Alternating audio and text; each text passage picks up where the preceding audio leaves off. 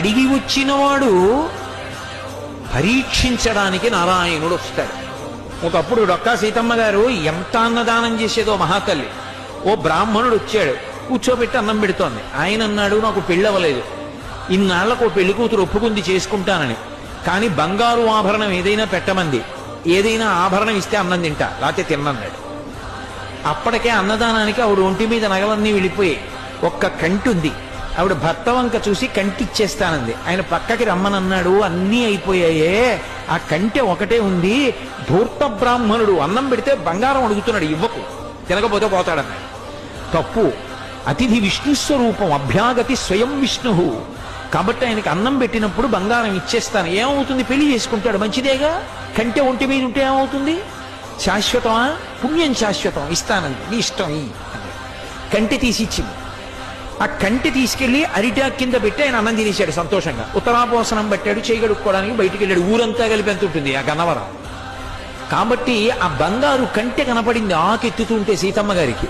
అయ్యో వెర్రి బ్రాహ్మడు కంటె మరిచిపోయాడని పరిగెత్తుకెళ్ళారు పిలుద్దామని. కనపడలేదు. భర్తని పిలిచి వెతకమన్నారు, ఎక్కడా కనపడలేదు. అయ్య బ్రాహ్మణుడు ఇంత కంటె అడిగాడు, వెళ్ళిపోయాడని పడుకుని నిద్రపోయారు.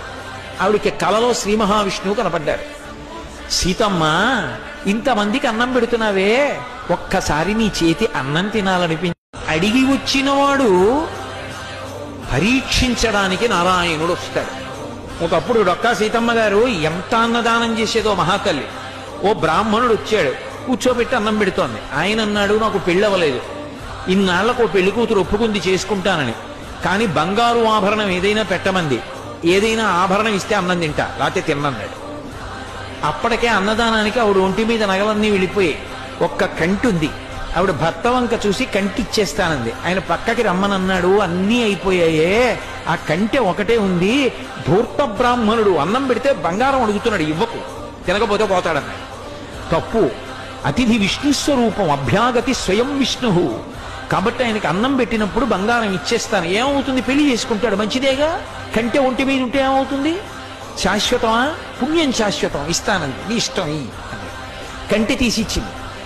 ఆ కంటె తీసుకెళ్లి అరిటాక్ కింద పెట్టి ఆయన అన్నం తినేశాడు సంతోషంగా. ఉత్తరాపోసనం పట్టాడు, చేయగడుక్కోవడానికి బయటికి వెళ్ళాడు. ఊరంతా కలిపి ఎంత ఉంటుంది ఆ గన్నవరం.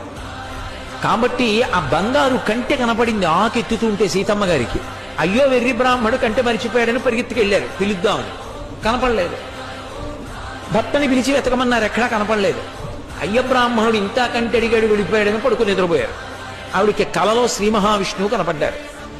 సీతమ్మ, ఇంతమందికి అన్నం పెడుతున్నావే, ఒక్కసారి నీ చేతి అన్నం తినాలనిపించి.